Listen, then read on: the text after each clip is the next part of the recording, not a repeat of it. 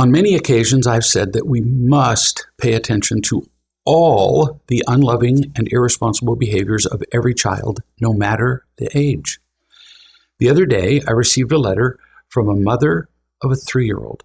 She said, quote, I watch parents interact with their children almost every day, and I don't see a single one, that's 0 out of hundreds, not one of them who is unconditionally loving and teaching their children. Nobody. This is according to her. They use obligation and guilt to manipulate their kids, or they ignore them. But the children are misbehaving in every way you can imagine, and nothing is changing despite the yelling, nagging, begging, and bribing going on. I want to scream sometimes and tell parents, learn about real love right now. Learn how to love your kids and teach them. If you don't, you won't believe the price you'll pay. She says, I have a friend, Daniel, 47 years old, who also happens to be the father of my daughter. We don't live together anymore. I know his story well. When he was a kid, his mother was emotionally just not there. No yelling or abuse, just not there. And his father was always at work. So Daniel was left to raise himself alone, with the occasional nanny, private school, and every toy money could buy. He was a nervous kid. He got bored easily, so he got in trouble at school. He did poorly in school, and after high school just went from one hobby to another because his father had money. So he supported Daniel as he played video games, traveled, skied, played, and took a long list of courses on this and that subject. Sometimes he even tried to learn a trade, but he never stayed with anything long enough to actually turn it into something. By age 25, he was a hopeless alcoholic. Now, at age 47, his alcoholism continues. His father is dead, but his mother continues to pay for everything, which enables him to stay in a life with no purpose and no joy. She keeps talking about cutting him off, but then he cries, and so she does nothing. Not long ago, she moved him in with her. That had to have gone poorly. And she continues, but that didn't last for 2 weeks before she wanted to buy a gun. He keeps promising to be sober, but he's been doing that for nearly 25 years without changing a thing. Not long ago, I was fooled by his promises of changing, which is why he's the father of my daughter. Finally, after all the times that you said it, she's writing this to me, I understand why you say that every time a child behaves in a way that's not loving or responsible, we have to consciously make a choice about what to do.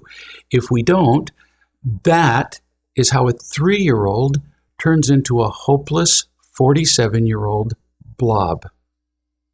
I looked at my own daughter, who is 3, and at Daniel, and I can see how easily we can let go of our responsibilities as parents and allow a young child to just wander off, emotionally speaking, and get lost.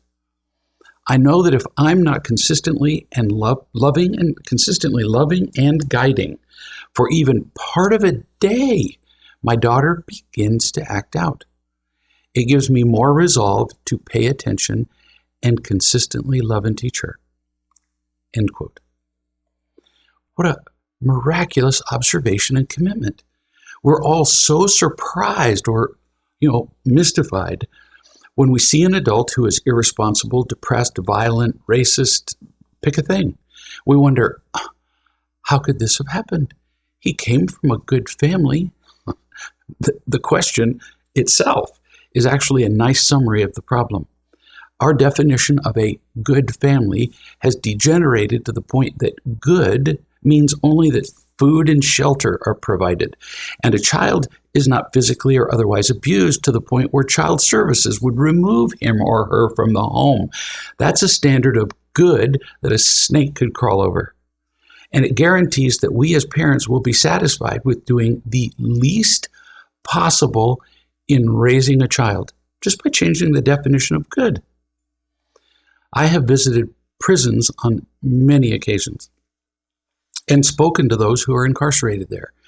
Every day I talk to people whose marriages are a tar pit of pain, fear, anger, and confusion. Business owners and employees complain endlessly about their work environments and each other. I watch the divisiveness of politics as people are far more interested in being right than in choosing what is right.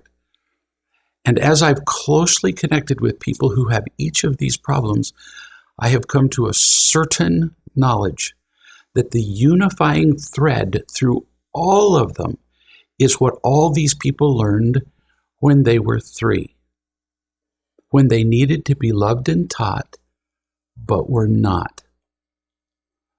Are we hopeless? Nah, not at all. I encourage you as parents to feel hopeful, but then act. Don't just sit and hope. Do something. Learn to be loving and to teach. Stay with it consistently. That's what children need and don't get. If we fail to love and teach a child consistently at age 3 or 2 or 1, that pattern of pain, loneliness, and worthlessness and all the protecting behaviors will become more and more hardened in that child, to the point where it will take eventually dramatic intervention later to change the old beliefs and perspectives and choices. As a parent, do not be motivated by fear. Just be aware of your responsibility to love and teach. Be aware that our responsibilities never go away. It's not a burden. It's an almost unequaled opportunity to learn to be loving and happy ourselves, which then, joyfully, we can pass on to them. We can do it, really. We don't have to be perfect parents, just willing to keep learning. And as we apply the principles of real love, we have the outline of what to learn. Loving and teaching is fun, really. Way more fun than parenting without loving and teaching, which becomes impossible, as you've learned. I admire you, for even watching this video or listening, because you're demonstrating right now that willingness. From this day forward, you are more likely to raise children whose hopes are bright, whose lives will be filled with love and joy. What greater thing could you ever do?